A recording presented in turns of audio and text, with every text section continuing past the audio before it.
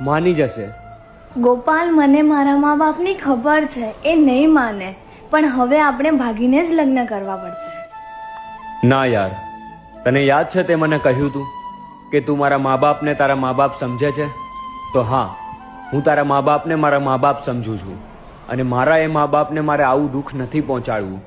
મારા એ મા બાપે તને નાનપણથી મોટી કરીને એનું પરિણામ આ નથી ભોગવવા દેવું. પણ આપણે ભાગવું તો નથી જ. ચાલ આપણે કોઈ અનાથ આશ્રમમાં જઈને કોઈ અનાથ છોકરાઓને જમાડીએ. શું ખબર એ અનાથ છોકરાઓના મા બાપ ઉપર ભગવાનને કહે કે આ ધરતી પર મારા ભૂખ્યા અને તરસ્યા છોકરાઓને આ બે પ્રેમીઓએ જમાડ્યા છે.